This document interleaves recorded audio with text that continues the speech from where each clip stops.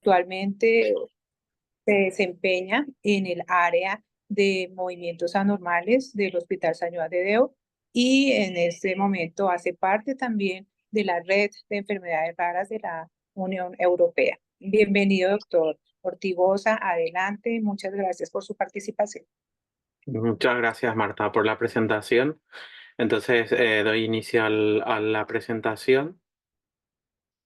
Entonces, un poco el motivo de la presentación va a ser comentar con ustedes en qué tenemos que fijarnos cuando acude un paciente a urgencias con un motivo de consulta que sean trastornos del movimiento. Entonces, vamos a tratar de desglosar cómo debemos enfocar el caso clínico, en qué claves debemos pensar y sobre todo siempre pensando en causas que puedan ser tratables, porque de identificar estas causas de forma rápida pueden ayudar a mejorar el pronóstico.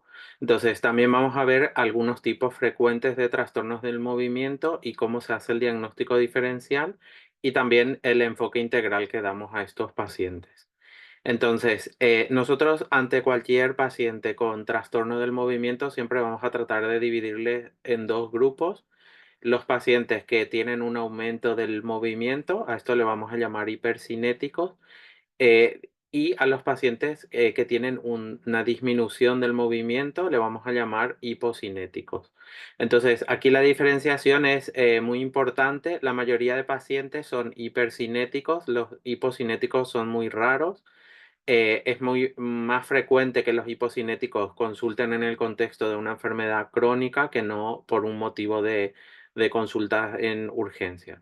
Dentro de los trastornos hipercinéticos vamos a tener aquellos que consisten en posturas anómalas, que son las distonías, movimientos de tipo Corea, que suelen ser movimientos irregulares, repetitivos, continuos, que se ven sobre todo en extremidades. Vamos a ver algunos ejemplos. El temblor, que es un movimiento oscilatorio de un eje, de una extremidad o de la cabeza o del tronco. Las mioclonias, que son como sacudidas bruscas. Los tics, que son un tipo aparte de trastorno del movimiento que consiste en movimientos que son estereotipados, que pueden ser de tipo movimientos o también fónicos.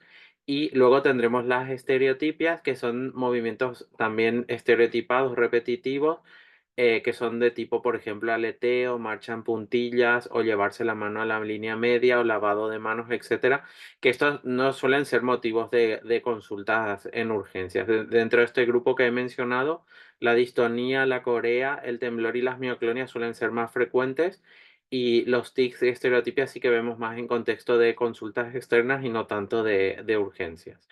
Y luego, también dentro de esta clasificación se incluye muchas veces la ataxia, que la ataxia aguda sí que suele ser un motivo frecuente de consulta en urgencias, y la paraparesia espástica. La paraparesia espástica es más de contexto crónico y no suele ser un motivo de consulta en urgencias.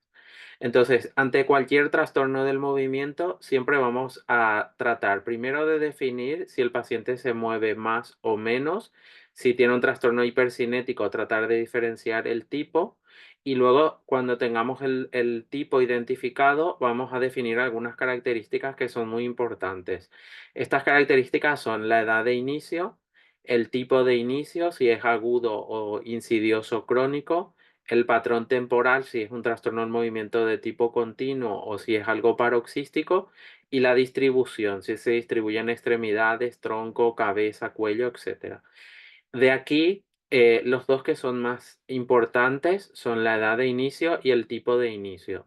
Esto vamos a ver con un ejemplo de un algoritmo de Corea. ¿Por qué? Porque normalmente decimos esto como regla general que se aplica para la mayoría de los casos, pero siempre hay excepciones. Cuando un paciente tiene más de 5 años de edad y se presenta con un movimiento agudo, entonces siempre vamos a pensar que es una causa adquirida. Dentro de causas adquiridas, normalmente hablaremos de causas que no son genéticas, entran alteraciones estructurales, alteraciones de tipo autoinmune o infeccioso o parainfeccioso, causas metabólicas, entendiéndose, por ejemplo, alteración de la glicemia o de los electrolitos, y causas tóxicas. Cuando el inicio, por otra parte, es en un niño pequeño de menos de 5 años y es insidioso, siempre vamos a pensar primero que puede deberse a algo de tipo o al origen es más bien genético que no una causa adquirida. Este esquema de Corea se aplica para todos los trastornos del movimiento, para distonías, también para mioclonias, para temblor. Entonces es muy importante cuando tengamos el paciente, sobre todo valorar la edad de inicio y la forma en que se inicia, si es un inicio de tipo agudo o es un inicio más de tipo insidioso. Y luego hacemos el esquema, aquí también de nuevo hay un ejemplo de Corea, esto varía un poco según el tipo de trastorno del movimiento. La Corea es un poco similar a la distonía porque las causas son más o menos similares o superponibles. Entonces, cuando tenemos un paciente con una, por ejemplo, corea aguda, vamos a pensar primero que no se deba a un proceso parainfeccioso autoinmune. Por ejemplo, las encefalitis anti-NMDA, el síndrome anticuerpo antifosfolipídico, la corea Sydenham o el lupus eritematoso sistémico. Esas serían las causas más frecuentes. Normalmente en un paciente con un trastorno del movimiento agudo, sobre todo si está en urgencia, siempre vamos a hacer una neuroimagen y entonces con esta neuroimagen vamos a poder descartar que no exista una anomalía estructural. Por ejemplo, anomalía estructural se entiende, por ejemplo, un infarto o se entienden también algunas lesiones también de tipo autoinmune como una ADEM. Hay algunas infecciones que también pueden dar trastornos del movimiento y hay causas tanto metabólicas o tóxicas que también suelen dar trastorno del movimiento. Esto se suele ver en la neuroimagen porque suele haber una afectación de los ganglios basales sobre todo. Y siempre que tengamos un paciente con un trastorno del movimiento, una de las preguntas obligadas al inicio de la anamnesis va a ser saber si el paciente ha tomado algún tipo de fármaco o ha iniciado algún tratamiento reciente. Entonces, por ejemplo, fármacos de tipo antipsicóticos que solemos dar en pacientes con autismo para control de la conducta o de la agresividad o fármacos de tipo antieméticos como la metoclopramida o la domperidona. Todos estos son fármacos que tienen efecto en los receptores de la dopamina y por lo tanto pueden producir un cuadro de tipo agudo de un trastorno del movimiento, muchas veces de tipo distónico más bien que coreico. Entonces, aquí pueden ver lo que sería el laboratorio mínimo que se debería pedir a un paciente con un trastorno del movimiento agudo. Es muy importante hacer un hemograma, una PCR para ver si hay algún proceso infeccioso, medir glucosa, electrolitos, función tiroidea. Dependiendo del trastorno del movimiento se pueden solicitar, por ejemplo, ASLO, ANA, anti-DNA, anticuerpo antifosfolipídico y también en adolescentes, niñas, test de embarazo, porque esto a veces puede ocasionar una corea de inicio agudo. Entonces, luego de hacer estos estudios en sangre, según el caso, se va a valorar realizar otras pruebas más específicas, como puede ser una punción lumbar, si hay una sospecha de un proceso infeccioso o de una encefalitis autoinmune y necesitamos hacer anticuerpos. Y luego se pueden considerar, según también el caso, otros test que son un poco más específicos que no vamos a solicitar en todos los casos, sino en algunos casos muy dirigidos. Y en el caso, por ejemplo, de la corea, siempre es importante hacer una resonancia, esto también en la distonía, el temblor o las mioclonias y en la ataxia aguda también si es posible. Y en el caso de la corea, de forma más específica, hacer una valoración cardiológica porque la corea de Sydenham puede ser una causa frecuente de trastorno del movimiento. Esta charla va a estar dividida o muy enfocada sobre todo en una primera parte a lo que serían causas tratables, donde vamos a dividir en 4 grandes grupos: metabólicas, infecciosas, autoinmunes y genéticas, y luego vamos a hablar de otras causas que son frecuentes como la ataxia aguda y también los trastornos funcionales o los trastornos del movimiento psicógenos. Entonces, dentro de los trastornos metabólicos, es importante saber que hay una clasificación de enfermedades metabólicas que está disponible en la IEMBASE. Hasta fecha de septiembre, que fue la última actualización, había cerca de 2.000 trastornos metabólicos conocidos. Aquí pueden ver la división que se hace por categorías. Y entonces hay una revisión que está hecha del año 2020 donde se describen 231 trastornos metabólicos que pueden asociarse a trastornos del movimiento. Y estos se presentan de forma más frecuente en forma de ataxia o de distonía. También algún caso de Corea. Pueden ver que casi tres cuartas partes de la serie está producida por ataxia, distonía y Corea. Sin embargo, hay un pequeño grupo que serían algunas enfermedades metabólicas que se pueden presentar con parkinsonismo o síndrome rígido hipocinético y también con mioclonias, que esto suele ser un poco más raro. Dentro de las causas agudas, vamos a ver algunas, pero hay que pensar sobre todo en acidurias de tipo glutárica o acidurias orgánicas y en enfermedades mitocondriales de tipo síndrome de Ley, porque estas son las que suelen debutar con un episodio de encefalopatía y trastorno del movimiento. Entonces, una cosa que a veces nos confunde un poco con los trastornos metabólicos es que la mayoría de las enfermedades metabólicas no tiene un solo trastorno del movimiento, sino la mayoría de ellas, el 50%, tienen dos o más trastornos del movimiento. O sea, es frecuente, por ejemplo, que el paciente tenga una coreodistonia o tenga una distonía parkinsonismo. Entonces, dentro de este grupo de enfermedades metabólicas hay seis que pueden ver allí: los defectos neurotransmisores, la xantomatosis cerebrotendinosa, la enfermedad de Wilson, el déficit de Paul-G, el Niemann-Pick y el déficit de glucosa, del transportador de glucosa, que pueden presentar cualquier tipo de trastorno del movimiento. Entonces, en este grupo de seis, muchas de ellas tienen tratamiento. Entonces, siempre que tengamos un paciente en el que sospechemos una enfermedad metabólica, estas seis tienen que entrar en nuestro diagnóstico diferencial.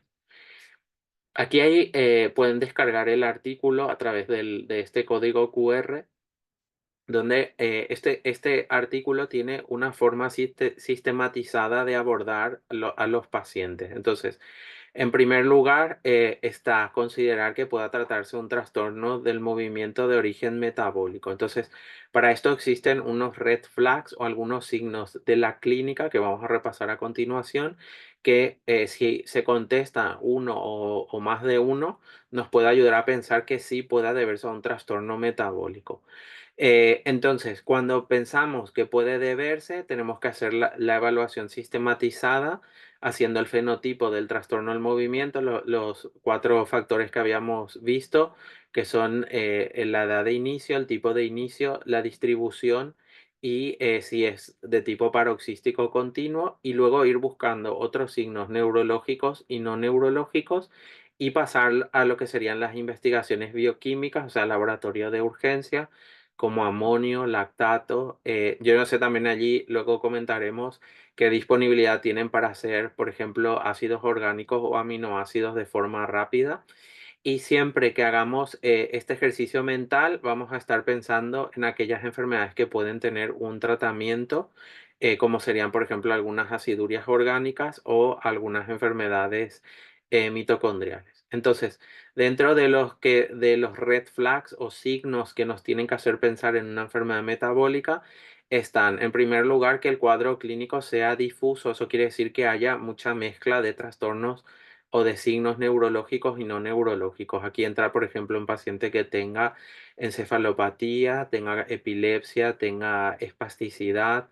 Entonces, cuando hay varios signos a la vez, por ejemplo, con una hepatomegalia, una esplenomegalia o una cardiopatía, entonces esto nos tiene que hacer pensar que el origen puede ser metabólico. También cuando el paciente no tiene un solo trastorno del movimiento. Por ejemplo, la corea Sydenham, el paciente solo tiene corea, pero otras enfermedades de tipo, por ejemplo, un síndrome de Leigh normalmente tienen coreodistonia. O sea, cuando hay esta combinación de trastornos del movimiento, también esto nos tiene que hacer pensar en que el origen puede ser metabólico. Cuando el cuadro clínico empieza de forma aguda, especialmente si se acompaña de encefalopatía o coma, y si hay algún factor precipitante, como puede ser una enfermedad febril o infección, ayuno prolongado, agotamiento físico o la ingesta de una dieta alta en proteínas. También cuando el inicio puede ser insidioso, Eso es sobre todo pacientes que tienen muchas manifestaciones de tipo no sistémico o neurológico. Luego, si el paciente en la historia familiar hay cosanguinidad o pensamos que puede haber un cuadro clínico ligado al X, por ejemplo, los déficits de creatina cerebral, cuando hay hallazgos neuroradiológicos, ahora vamos a ver un listado. Siempre que tengamos una resonancia alterada, hay que fijarnos muy bien en tres zonas principalmente: los ganglios basales, la sustancia blanca y el cerebelo. Entonces, si hay lesiones a nivel de estos sitios o de estas áreas, también vamos a pensar que el origen puede ser de tipo metabólico. Cuando tenemos un trastorno del movimiento atípico, es decir, que tenga una progresión anormal o que no responda al tratamiento que aplicamos de forma habitual, y en aquellos pacientes en los cuales ya se han realizado pruebas previas y se han descartado etiologías convencionales. Etiología convencional llamamos a todo lo que se ha adquirido: lesión estructural, infección, enfermedad autoinmune, etc. Entonces, vamos a ver algunos ejemplos de trastornos metabólicos que pueden presentarse de forma aguda en urgencias. Uno de ellos es el déficit de GLUT1. Saben que esto es una enfermedad donde hay una deficiencia del transporte de glucosa cerebral. Casos que hemos tenido en urgencias son sobre todo discinesias paroxísticas o ataxia episódicas, que los pacientes son episodios que son normalmente desencadenados por un ejercicio o una actividad física prolongada, que no son muy frecuentes. Los pacientes suelen tener episodios que no son diarios, sino son, por ejemplo, mensuales o incluso cada X cantidad de meses, y que suelen durar, son prolongados, comparado, por ejemplo, con una discinesia paroxística que duran segundos. En el GLUT1 suelen durar 30 o 40 minutos. Entonces, aquí el diagnóstico es sencillo porque se puede hacer a través de una punción lumbar, donde se mira el índice glucosa de suero y de o plasma y líquido cefalorraquídeo, y también el lactato a nivel de líquido cefalorraquídeo, que puede estar disminuido. Y luego hay otros signos clínicos como microcefalia o epilepsia que puede acompañar al cuadro clínico. En este caso es una enfermedad tratable, se puede tratar con dieta cetógena o con trieptanoína. Aquí veremos el caso de una paciente que aquí ven la paciente con marcha normal, y aquí tiene más o menos 3 años y medio cuando debuta, y entonces hace estos episodios en la escuela que se graban muy bien en vídeos, donde hay una coreodistonia que predomina sobre todo en extremidades inferiores. Da un patrón de la marcha que se conoce como criss-cross gait. Esto es algo intermedio entre una ataxia y una discinesia paroxística. La paciente incluso llega a caerse, y estos episodios le duran entre 30 o 40 minutos. Es una paciente que no tiene microcefalia y tiene una capacidad cognitiva que está medida luego, que está en el límite, justo en el límite o borderline, ¿sí? Y vamos a ver si, creo que este vídeo tiene también una mioclonia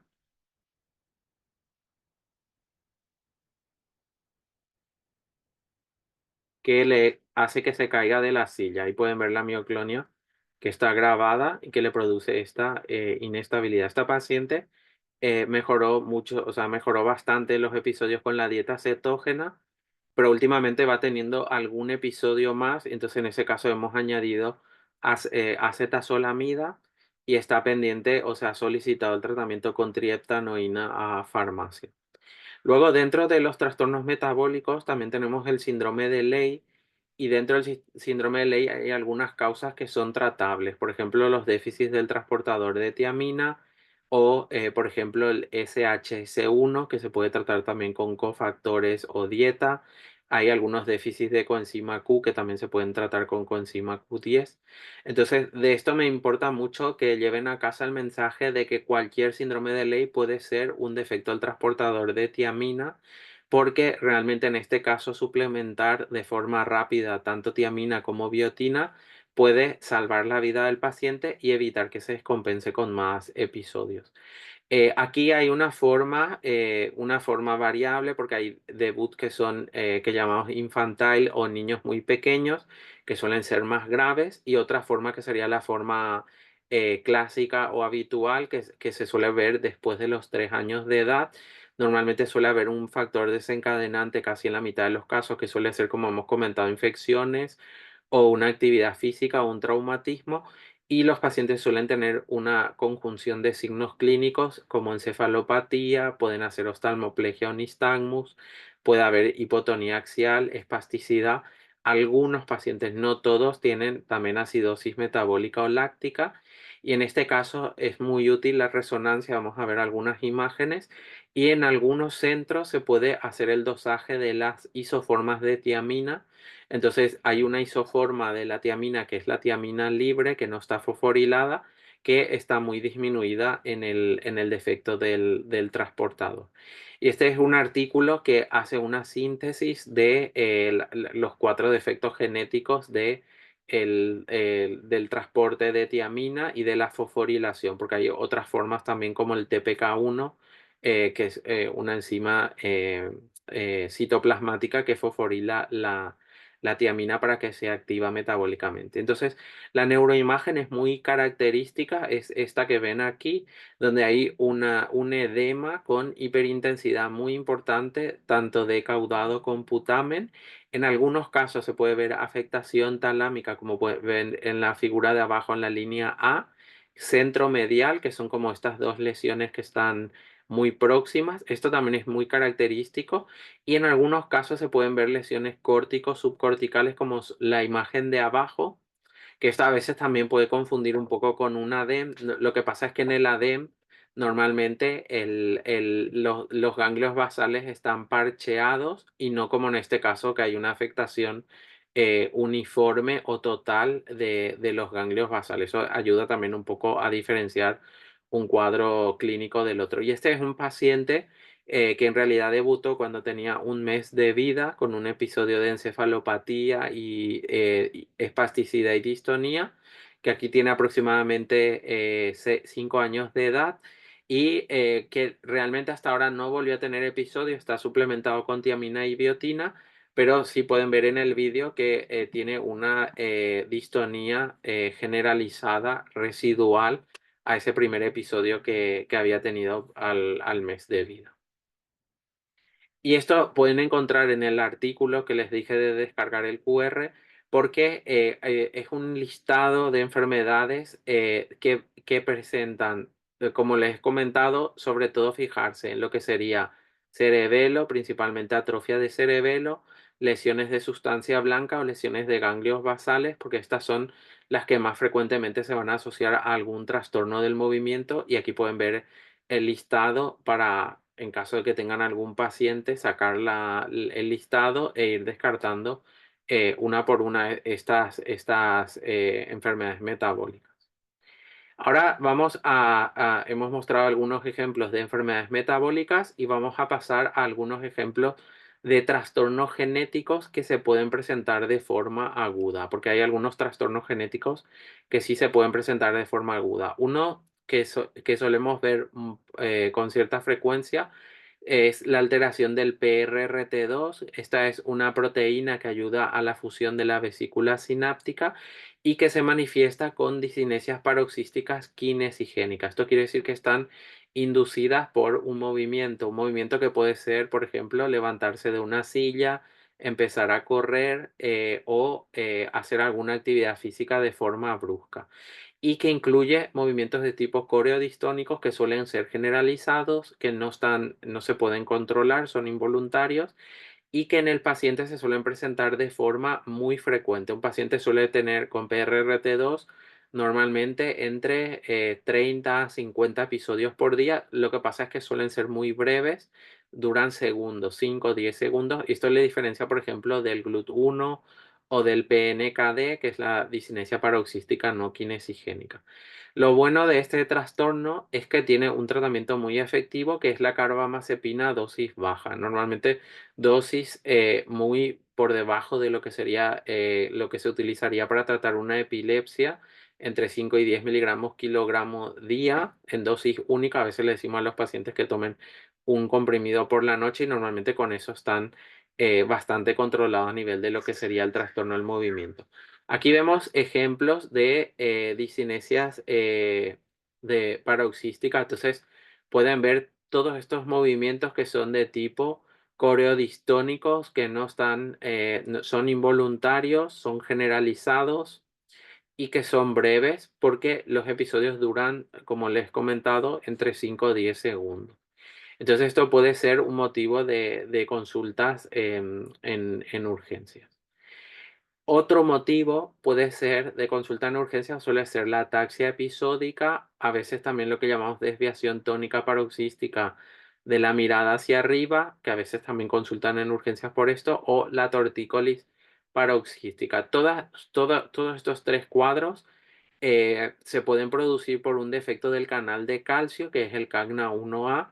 Entonces, aquí sí que hay una variabilidad muy importante porque los pacientes no suelen ser muy parecidos entre sí. Hay pacientes con episodios de ataxia que a veces le duran minutos, hay otros que le dura horas, hay algunos de ataxia que se acompañan con desviación paroxística de la mirada o con tortícolis. Entonces, aquí la sospecha tiene que ser muy alta y porque la presentación suele ser muy variable. Entonces, lo bueno de esta canalopatía es que de nuevo tiene un tratamiento muy efectivo que suele ser la cetazolamida, que es lo que utilizamos de primera opción, pero también la flunaricina o el verapamilo, que tenemos algunos pacientes tratados con esto. Hay también formas de migraña hemipléjica, es decir, de hemiplegia asociada a algún episodio de migraña o de vértigo paroxístico, que también pueden ser debidos a mutaciones con CAGNA1A. Y aquí vamos a ver el, el- el ejemplo de una paciente de la literatura que presenta esta desviación ocular hacia arriba, o sea, tiene la cabeza enfocada hacia abajo y los ojos hacia arriba.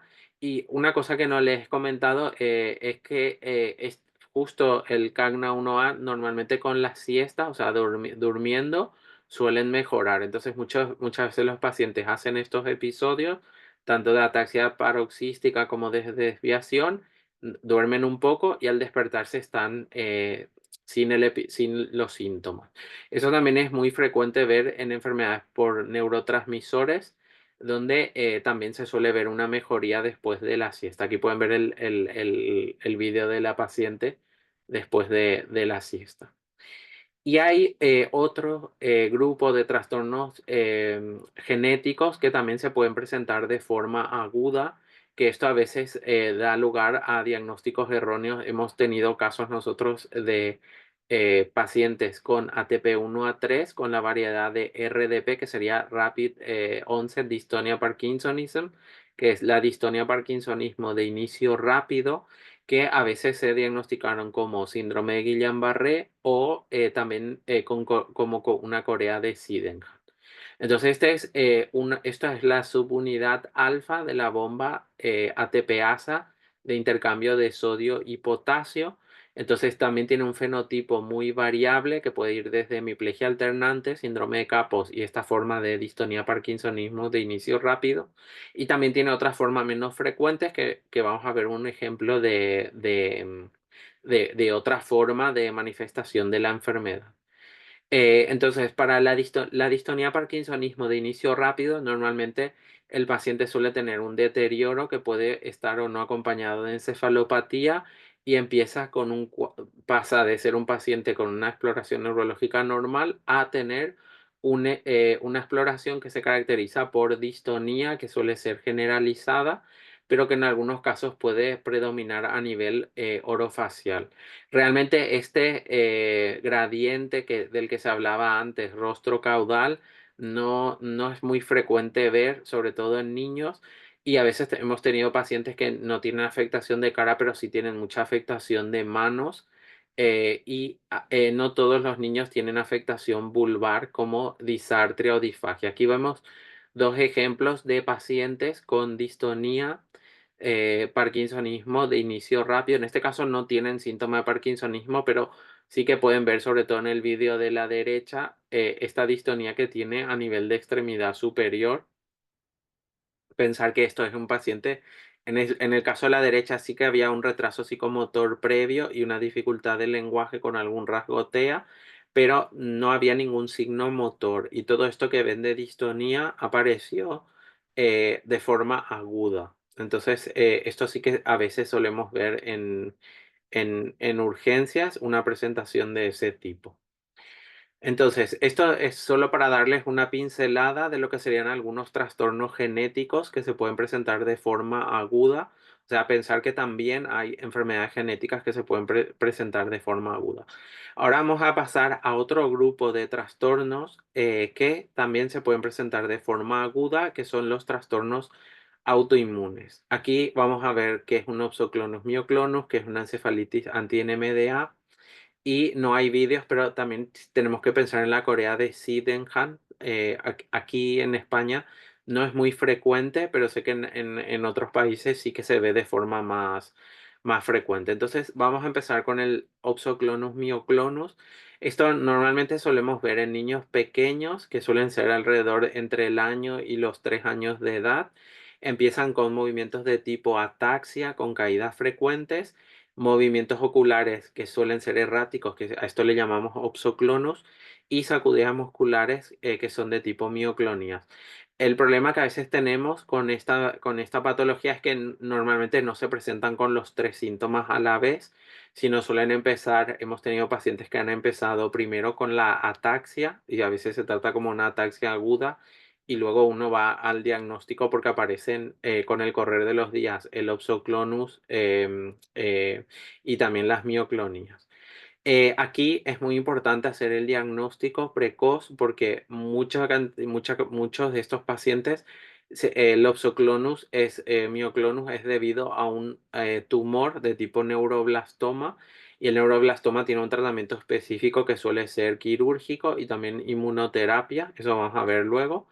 Pero también hay algunos pacientes que no tienen patología oncológica y sí tienen o es debido a una infección viral. Hemos tenido en el hospital, por ejemplo, casos debidos a infección por parvovirus B19.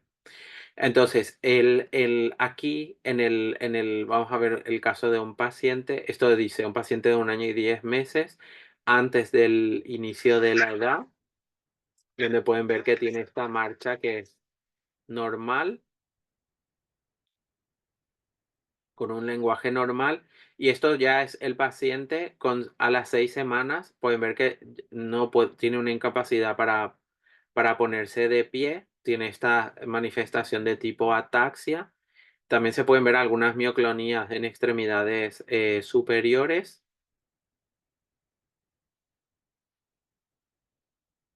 Esto a veces el inicio suele ser un poco insidioso, no suele ser tan agudo, pero hemos tenido casos de pacientes que consultan a urgencias por esta patología o por este motivo de consulta.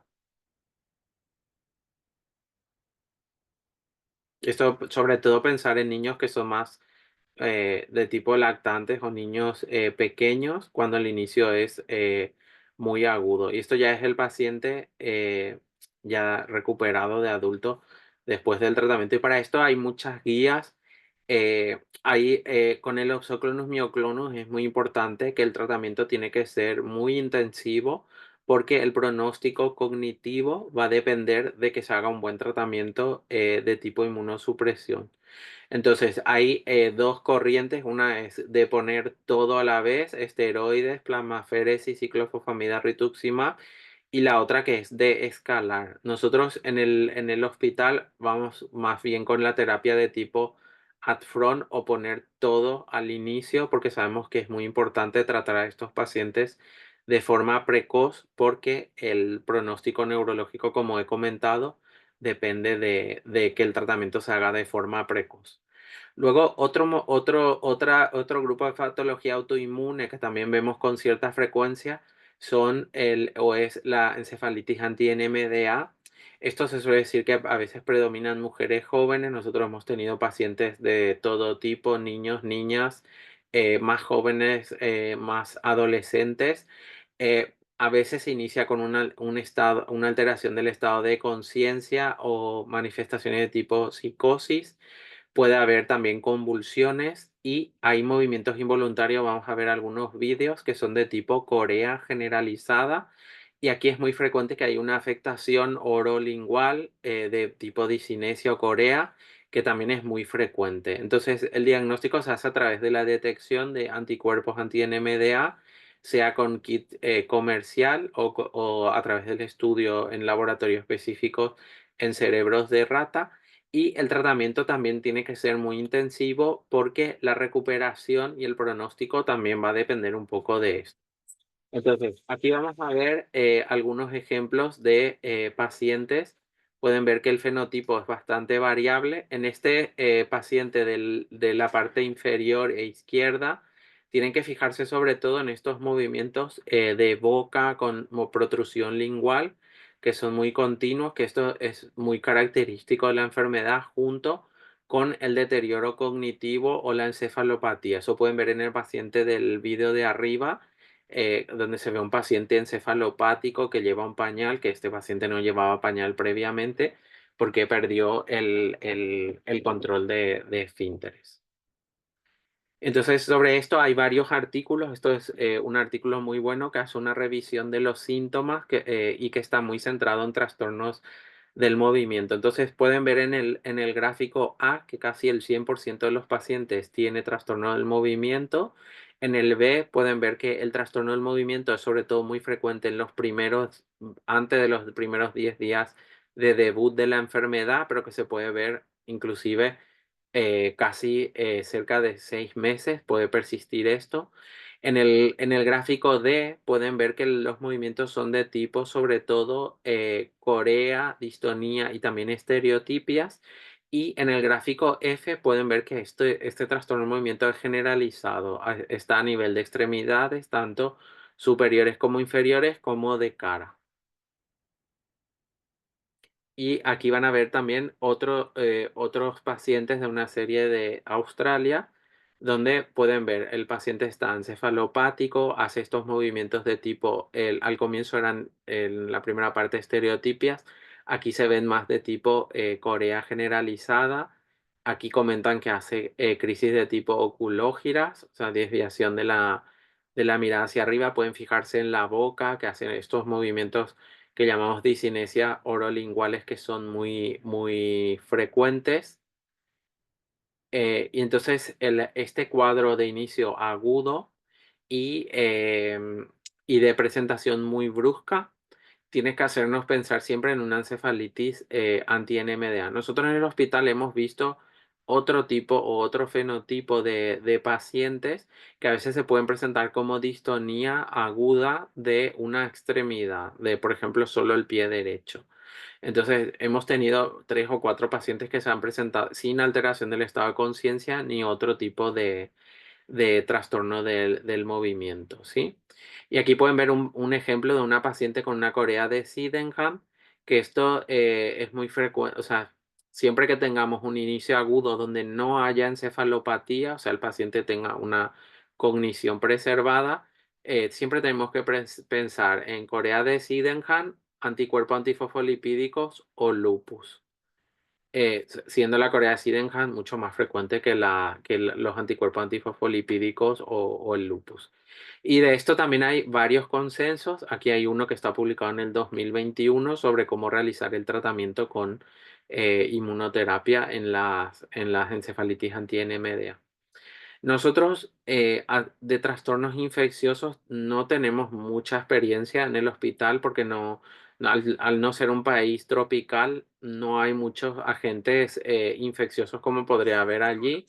Entonces, sí que a veces tenemos encefalitis virales, hemos tenido encefalitis por enterovirus, donde los pacientes tienen una encefalitis, o sea, una alteración del estado de conciencia con mioclonias muy parecido a esto que ven en el caso de una encefalitis japonesa, pero sabemos que virus como el dengue, el Zika, la chikungunya pueden producir cuadros agudos de trastornos del movimiento. Con el coronavirus hemos visto algún cuadro también de mioclonias, pero fue muy poco frecuente. O sea, hemos tenido un solo caso que pueda estar atribuido a la infección por coronavirus. Luego hay otras enfermedades como la panencefalitis esclerosante subaguda, que eso realmente no es que tenga una presentación tan aguda, suele ser más bien crónica, y saben que esto es debido a anticuerpos generados tras una infección por el virus del sarampión.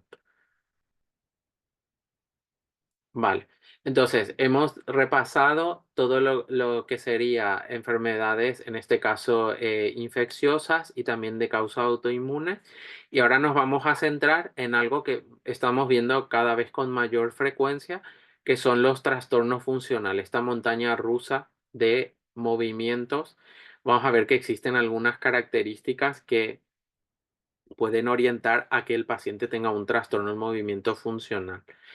Lo primero que hay que comentar es que debemos pensar en esto si hay algunos signos clínicos que vamos a comentar, pero siempre es importante no quedarnos tampoco con ese diagnóstico de entrada sin haber descartado otras enfermedades, porque hemos tenido, por ejemplo, casos en el hospital de distonía por torsina 1A, o sea, un DIT1, que al comienzo se cataloga como un trastorno funcional. Entonces, también hay que hacer una buena anamnesis. Vamos a ver en qué debemos fijarnos para tratar de distinguir aquellos trastornos funcionales de los que realmente tengan una causa em, orgánica o haya alguna explicación alternativa.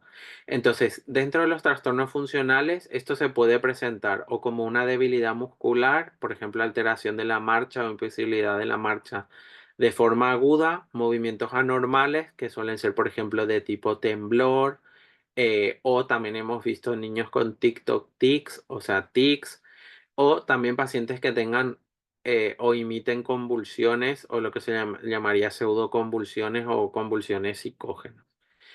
Entonces, cuando tengamos un trastorno del movimiento que sea de inicio súbito, que progrese de forma rápida o que tenga síntomas que se vayan y vengan de forma muy episódica, o sea, el paciente está con síntomas, está sin síntomas, vuelve a tener síntomas. Entonces esto nos tiene que hacer pensar que puede ser de origen funcional. Aquí, por ejemplo, hay que acordarse de la distonía parkinsonismo de inicio rápido, que puede tener un inicio súbito y una progresión rápida, y tratar de acordarnos que hay ese diagnóstico alternativo y no ponerle el rótulo de trastorno funcional a todo, sino también pensar que puede haber otra explicación posible. También cuando hay afectación de múltiples órganos o sistemas, por ejemplo, pacientes que dicen que tienen alteración de la visión, que tienen visión borrosa o visión en negro de forma súbita. Cuando cuando hay una explicación de por qué se puede presentar el trastorno del movimiento y algún otro síntoma de tipo alteración de la visión o a veces parestesia o alguna cosa que sea incongruente, eso también nos puede hacer pensar.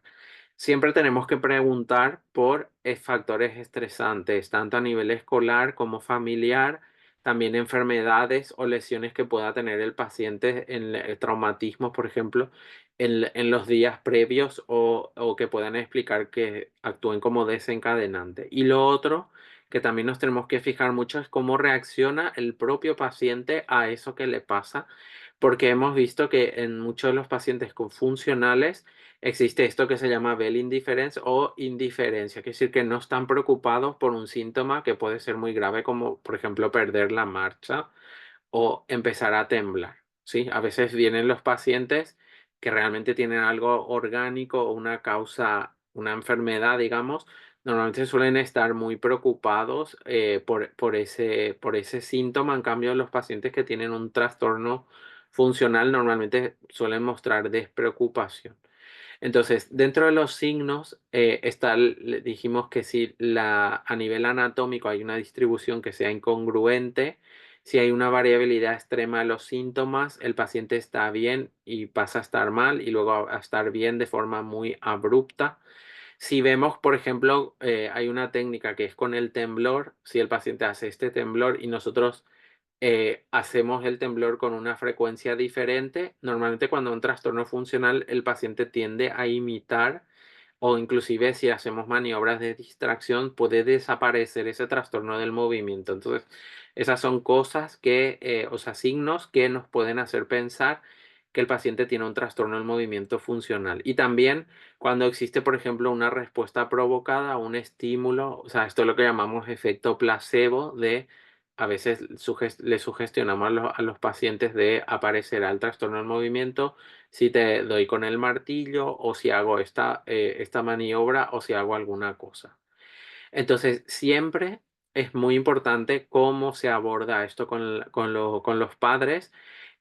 Sí, es muy importante dejarles claro, a veces solo a los padres primero y luego al paciente, porque también al paciente no se le puede dar esta información de forma abrupta. Entonces, tranquilizarles, explicarles que que no se debe a una enfermedad orgánica, o sea, que hay signos que nos hace pensar que no puede deberse a una enfermedad, explicarle que esto probablemente sea reversible y que se espera que mejore con el tratamiento. Entonces, parte del tratamiento es evitar poner esa etiqueta de psicológico, psicógeno de entrada, porque a veces tenemos que hacer un trabajo más profundo con el paciente y mientras hacemos ese trabajo tenemos que descartar otras causas de tipo orgánicas o enfermedades genéticas que pueden parecer un trastorno funcional. Y aquí necesitamos un enfoque multidisciplinar porque hay que derivar al paciente a terapias específicas, sobre todo psicología o fisioterapia o terapia ocupacional, porque esto es lo que nos va a ayudar em, a, a que el paciente pueda mejorar ese trastorno del movimiento funcional. Este es un artículo que es muy bueno y que diferencia los distintos tipos de trastorno del movimiento funcional, temblor, distonía, mioclonus y da algunas eh, características que pueden hacer pensar que esos trastornos son más de origen funcional y no tanto de origen orgánico, como hemos comentado. Y hay que tener en cuenta que muchas veces, o en muchos de estos casos, hemos dicho que suele haber un desencadenante. Ese desencadenante puede ser desde abuso, que incluye abuso físico, sexual en pacientes pequeños. Nosotros hemos tenido casos de pacientes que simulan un trastorno funcional o tienen un trastorno funcional más que decir simular y que a veces eso está en contexto de algún tipo de abuso que hay detrás. Entonces, por esto es muy importante trabajar en equipo y hacer un abordaje con psicología para poder determinar la base psicopatológica del trastorno del movimiento funcional. Ahora vamos a hablar de una cosa que quería comentarle muy aparte de lo que serían trastornos del movimiento, pero es algo que realmente de lo que vemos más frecuente en consultas de urgencias, que suelen ser las ataxias agudas, ¿sí? Entonces, en ataxias agudas, saben que el origen de la ataxia puede ser muy variable, puede ser ligada al cerebelo, al sistema vestibular, al sistema sensitivo o también ataxia psicógena o ataxias epilépticas, o sea, epilepsias que pueden simular ataxia. Entonces, aquí dentro de causas pueden ver de ataxia llamaríamos aumento de la base de sustentación con inestabilidad postural. Pueden ver que dentro de las causas, por ejemplo, sensitivas, están las causas inflamatorias como el Guillain-Barré. Dentro de las causas vestibulares están, por ejemplo, las que son relacionadas a la migraña.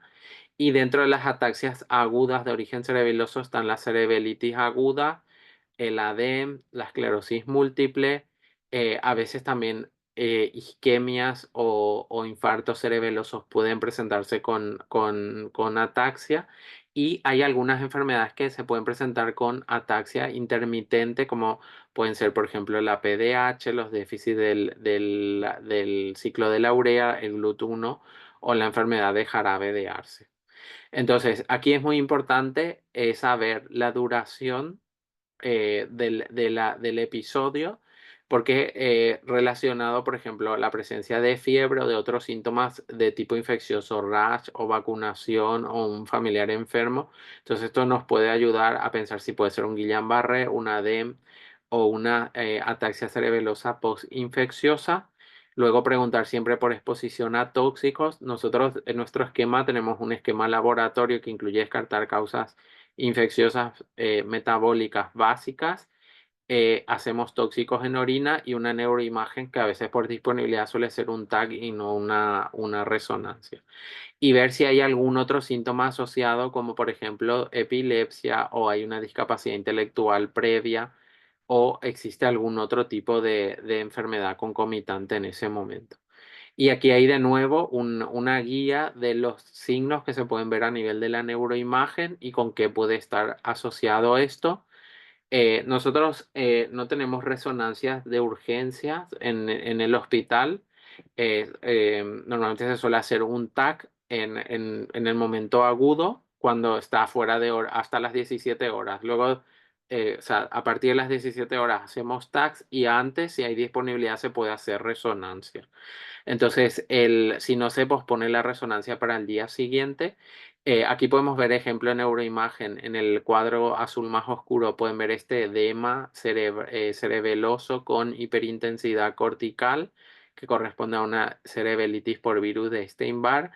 En el B pueden ver lesiones parcheadas tanto en núcleo dentado como sustancia blanca del cerebelo y córtico subcortical y ganglios de la base que corresponde a una DEM. Y en el celeste más claro pueden ver una lesión de tipo infarto de mi cerebelo izquierdo, que en este caso también se presentó con una ataxia aguda. Y también recordar que hay algunas enfermedades genéticas que se pueden presentar con ataxia, como sería lo que se denominaría el FIPE, que es la debilidad encefalopatía paroxística inducida por fiebre, que también es una forma de manifestación de el ATP1A3. Aquí vemos un paciente que tiene 20 años de edad, pero que presentaba episodios de descompensación con fiebre, que a veces incluyen encefalopatía o también ataxia. Y pueden ver que el paciente ya de base tiene o sea, no tiene una exploración neurológica normal tampoco fuera de los episodios. Y esto ya previo a la conclusión, voy a hablar un poco de una urgencia médica que sería el estatus distónico, que esto muchas veces tenemos casos de estatus distónicos que se presentan en urgencia.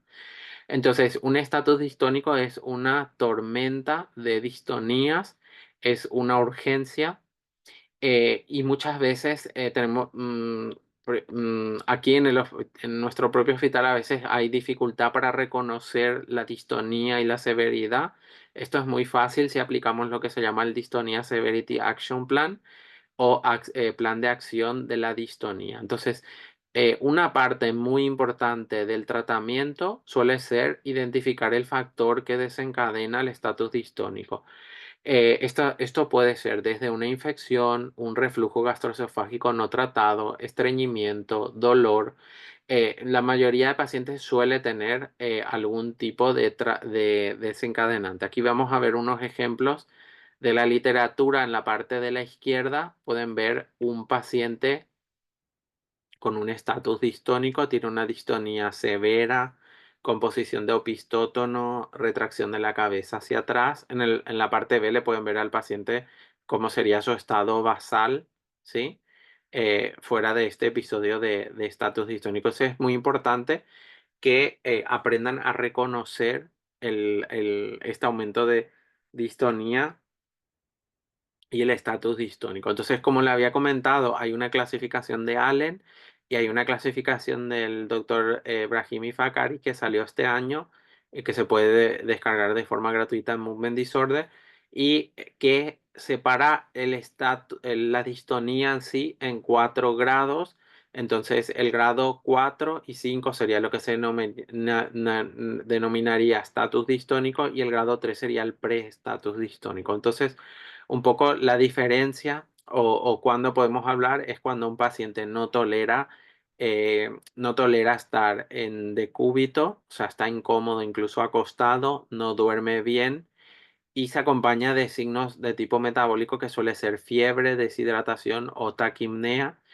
Y normalmente hay un aumento de creatininquinasa o una hipersecaemia por esta distonía. Esta hipersecamia es lo que diferencia un grado 3 de un grado 4. Entonces, cuando tenemos un paciente en un grado 4 o 5, tenemos que empezar con cuidados de soporte que incluiría desde el ingreso del paciente, hidratación, manejo del dolor, identificar factor desencadenante y iniciar lo que se llaman las medidas temporales que incluyen, son sobre todo sedantes, clonidina, hidrato de cloral, benzodiazepinas y mientras hacemos estas medidas temporales, vamos a lo que sería el tratamiento específico de la distonía con fármacos antidistónicos y también considerando lo que serían fármacos de tipo o terapias de tipo no farmacológicas como la estimulación cerebral profunda o también la bomba de baclofeno. Entonces, ya habíamos comentado estos que son los cuidados de soportes que están muy bien detallados. En el artículo de este año del doctor Fakari se puede descargar lo que es el protocolo de tratamiento para ir haciendo un checklist de cuáles son los pasos a seguir o cuáles son los desencadenantes que se tienen que descartar y cómo tratar. Luego se empiezan las medidas temporales. Esto varía mucho según el país. Nosotros, por suerte, tenemos disponibilidad de todo esto. Por ejemplo, en Italia o Francia no tienen hidrato de cloral. En Estados Unidos usan la dextomidina, que es otro tipo de fármacos en lugar del midazolam. Y aquí esto voy a pasar un poco rápido, pero son dosis que se pueden encontrar en cualquier sitio y algunos efectos adversos. Y mientras vamos haciendo esas medidas temporales, iniciamos a la vez el tratamiento específico de la distonía, que aquí suele usarse fármacos de tipo Artane, que es triexifenidilo, Nitoman, que es tetrabenazina, benzodiazepinas, baclofeno, gabapentina o L-Dopa.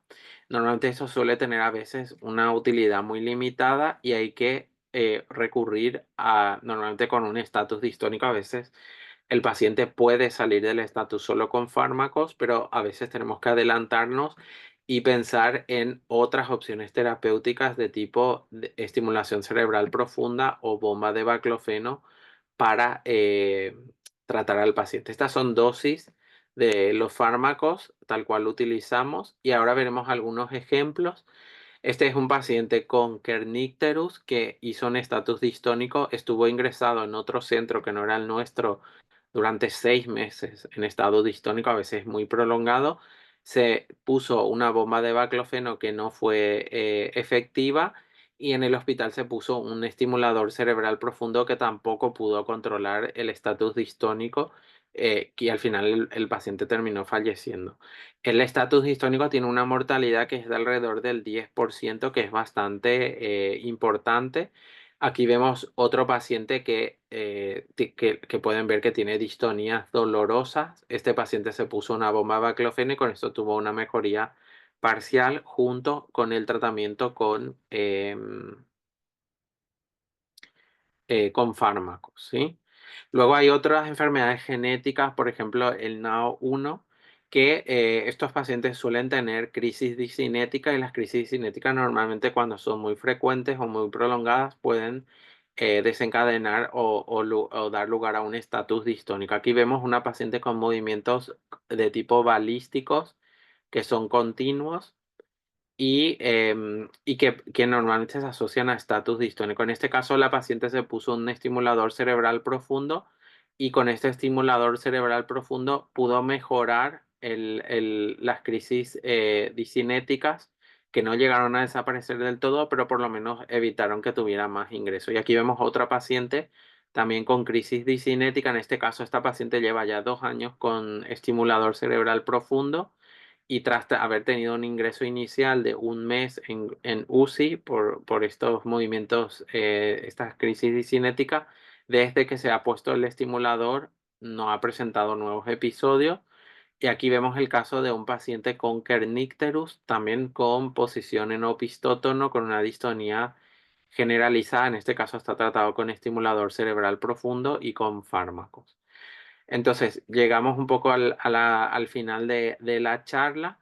Entonces, como conclusión, diremos que es muy importante identificar de forma rápida los patrones, o sea, el tipo de trastorno del movimiento y el contexto clínico. Es muy importante tener este mapa mental de edad de inicio, tipo de inicio, si es paroxístico o continuo y cómo está distribuido o en dónde presenta este trastorno del movimiento. Diferenciar causas de que puedan ser tratables. Aquí tratables hemos comentado no solo enfermedades metabólicas, pero también enfermedades genéticas como el PRRT2, también algunas formas como la TP1A3 que a veces se puede tratar con fármacos y también enfermedades de tipo autoinmune. Y también las urgencias que son graves, que en este caso entraría, por ejemplo, el estatus distónico. Y acordarnos que tenemos que hacer siempre un enfoque integral de la evaluación, utilizando también pruebas complementarias como pueden ser analíticas o estudios de neuroimagen. Yo le agradezco mucho por la invitación a este webinar y este es mi equipo del hospital, de la unidad de trastornos del movimiento. Entonces, ahora si tienen alguna pregunta o quieren hacer algún comentario. Bueno, le agradecemos al doctor Ortigosa su excelente presentación, muy completa, muy práctica para cada uno de nosotros y que hemos aprendido. Los invito a hacer sus preguntas a través del chat o sus comentarios. Estaremos atentos.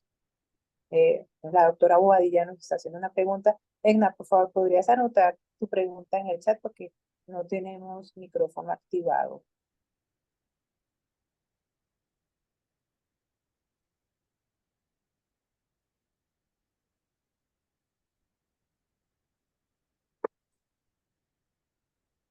Ustedes, mientras te pregunto, Marta, qué cosa, Claro. para el tratar los estatus distónicos, ¿qué fármacos tienen en urgencias? O sea, Pues ¿tienen clonidina, hidrato? no, hace muchos años en Colombia no se dispone de hidrato de clorar, fue un medicamento que por algún tiempo existió dentro de los productos que se podían utilizar, pero ya no está disponible. Se tiene clonidina, tiene baclofeno, tanto en presentación parenteral como en tabletas, incluso para tratamientos más avanzados también hay baclofeno en opción bomba. Hay algunos, dos o tres grupos de manejo con estimulación profunda, con cirugía, y pues es más como enfocados a adultos, pero ya tenemos en nuestro grupo de neuropediatras personas que se están dedicando a los movimientos anormales, como el doctor Ramón, que de pronto ya lo conoces, y que pues también nos han llevado como a este manejo. También tenemos clonidina, que se presenta pues en tabletas y demás. Podemos utilizar, también hay opción de tetrabenazina para los tratamientos posteriores.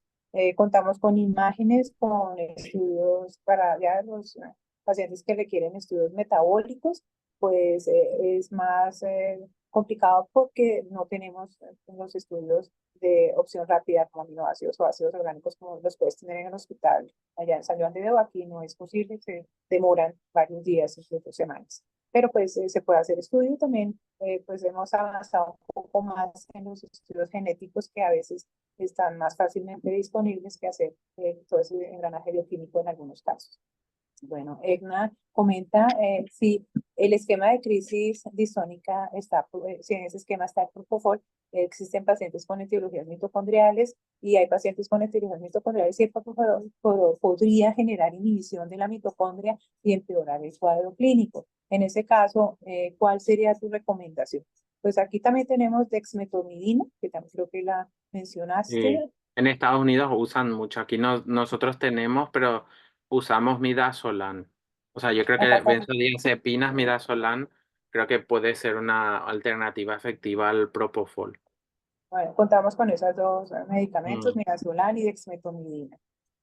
Sí, y Hemos que tenido o estamos investigando ahora muchos pacientes que vienen de Venezuela que tienen una mutación específica de la mitocondria, o sea, una mutación mitocondrial, que hacen reacción adversa a anestésicos. Entonces, tenemos aquí en España dos pacientes de una región allí de Venezuela, que yo luego esto se tendrá que extender el estudio. Yo no sé si tienen ustedes casos de pacientes que se hayan hecho, por ejemplo, los pacientes que conocemos se hicieron una amigdalotomía y se sedaron con sevoflurano y posterior a eso hacen una necrosis estriatal y se quedan con, o sea, un síndrome de Leigh y se quedan con una distonía generalizada que es muy severa.